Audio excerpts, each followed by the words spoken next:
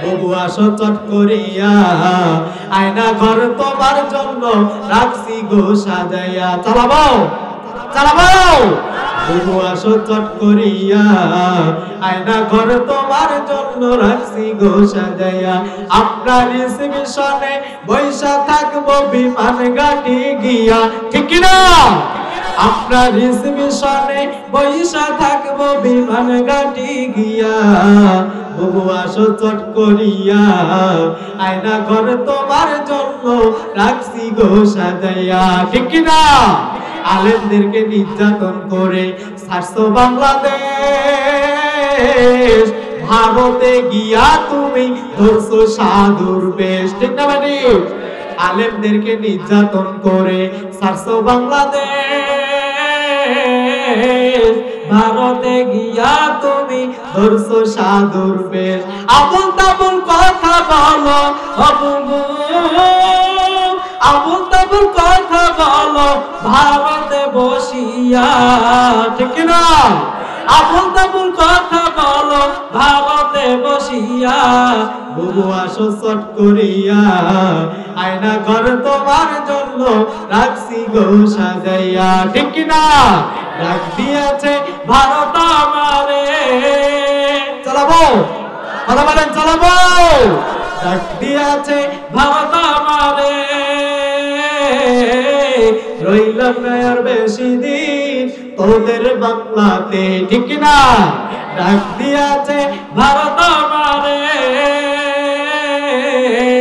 রইলাম না আর বেশি দিন তোদের বাংলাতে। ঠিক কিনা? আমি আপনাদেরকে অনুরোধ করব, দুনিয়ার জমিনে যতদিন থাকবেন আর কখনো স্বৈরাচারদেরকে বাংলার জমিনে স্থান দেওয়া হবে না। ঠিক না? চলবে আল্লাহর কোরআন দিয়ে দেশ চলবে। সকলেই চান কিনা? সব যারা যারা চান দুহাত উঁচু করে আল্লাহকে দেখা দেন। লিল্লাহি তাকবীর। আল্লাহর কোরআন দিয়ে দেশ চললে তামাম বাংলাদেশে শান্তিতে পরিণত হয়ে যাবে। ঠিক না? জোর বলেন। তাহলে 1 নাম্বার তওবাকারী, 2 নাম্বার হচ্ছে ইবাদতকারী। আপনাদের মা বোন যারা আছে, স্ত্রী যারা আছে, তাদেরকেও আপনার ইবাদত করার সুযোগ দিবেন। যদি আপনার ইবাদত সুযোগ করে না দেন, আর যদি শুধু উল্টাপাল্টা বকাবকি করেন, একটু ত্রুটি হইলেই আপনারা অনেকেই আছেন মা বোনদের উপরে, স্ত্রীদের উপরে নির্যাতন, অনেক বকাটে পুরুষ আছে না নাই?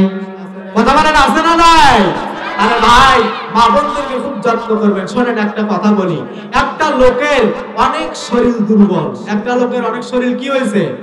বলেন বলেন, কি হয়েছে? দুর্বল হয়েছে। এখন দুর্বল হওয়ার পরে এখন এই ডাক্তারের কাছে গেছে। ডাক্তার সাহেব বলছে, আমাদের কি মনোযোগ আছে আপনাদের? আলোচনাকে আমি চালাবো।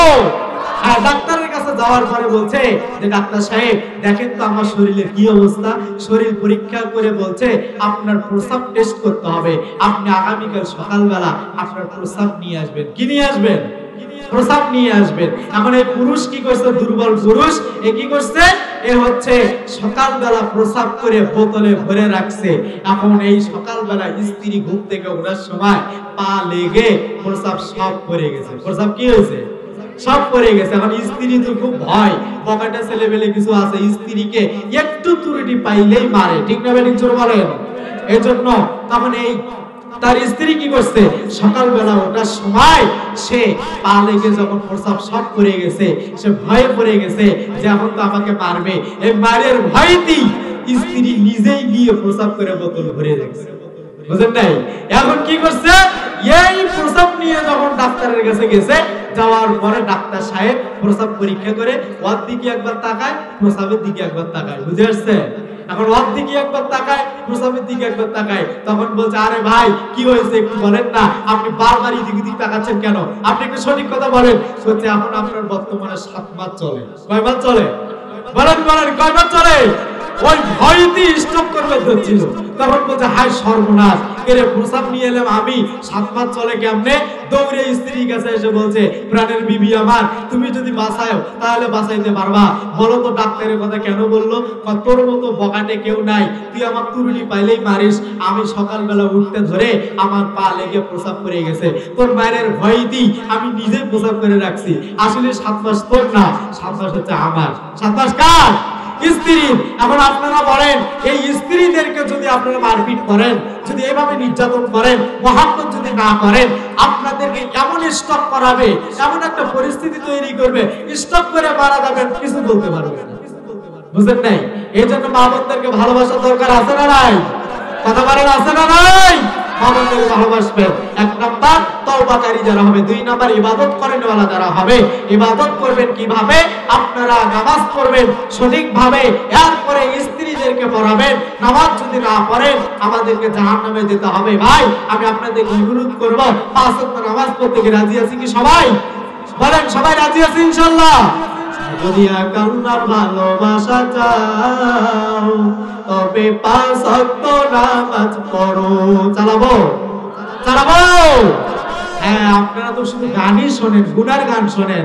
এই গানের পরিবর্তিতে একটা গান আছে, কি গান বলেন তো?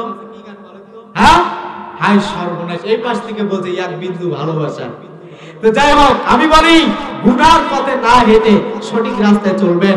যদি আল্লাহর ভালোবাসা চাও তবে 5 ওয়াক্ত নামাজ পড়ো। সকালে সাজে কেঁদে কেঁদে, সকালে সাজে কেঁদে কেঁদে, মনের কথা খুলে বলো তাকে। যদি আল্লাহর ভালোবাসা চাও তবে 5 ওয়াক্ত নামাজ পড়ো। চালাবো ভাই? শোনেন সকল সাথী, নামাজি গোরের বাতি, বুঝিবে মরণ হলে, তুমি বুঝিবে মরণ হলে, হাসর মাঠে প্রথম ধাপে, হাসর মাঠে প্রথম ধাপে, নামাজের হিসাব তো দিতে হবে। যদি আল্লাহর ভালোবাসা চাও তবে 5 ওয়াক্ত নামাজ পড়ো। 5 ওয়াক্ত নামাজ পড়তে রাজি আছেন? রাজি আছেন সবাই? কারা কারা রাজি আছেন? দু হাত উঁচু করে একটা তাকবীর দেন, লিল্লাহি তাকবীর। আল্লাহ তাআলা সবাইকে 5 ওয়াক্ত নামাজ সঠিকভাবে আদায় করার তৌফিক দান করেন, বলেন আমিন। তাহলে 1 নাম্বার হলো ইবাদতকারী যারা হবে, 1 নাম্বার হলো তওবাকারী যারা হবে, 2 নাম্বার হলো ইবাদতকারী যারা হবে। ইবাদত করবেন তবে শর্ত হলো হালাল রুজি। আচ্ছা, 1 নাম্বার তওবা করতে হবে, 2 নাম্বার হলো ইবাদত করতে হবে। ইবাদত করতে গেলে জোরে বলেন তো হালাল রুজির দরকার আছে না নাই? কথা বলেন আছে না নাই?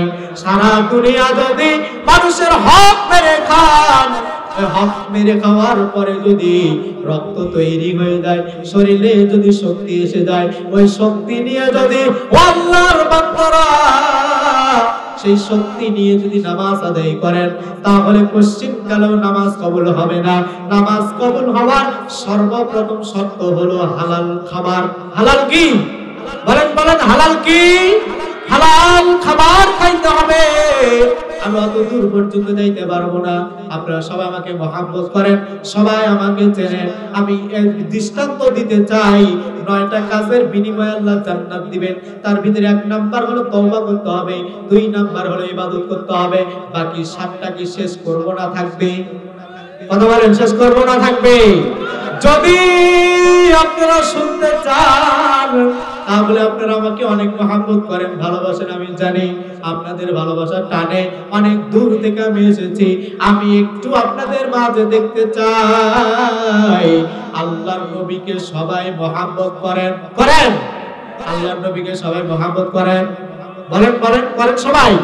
যদি আল্লাহর নবীকে মহব্বত করেন তাহলে দ্বীনি প্রতিষ্ঠান, এই মাদ্রাসা আল্লাহর নবী করে গিয়েছেন, ধারাবাহিকভাবে চলতেছে।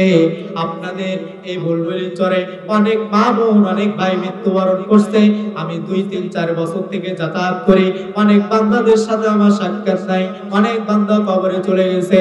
ও আল্লাহর বান্দারা, আমি অন্ধ হাফেজ হয়ে আপনাদের কাছে কিছু আবেদন রাখবো।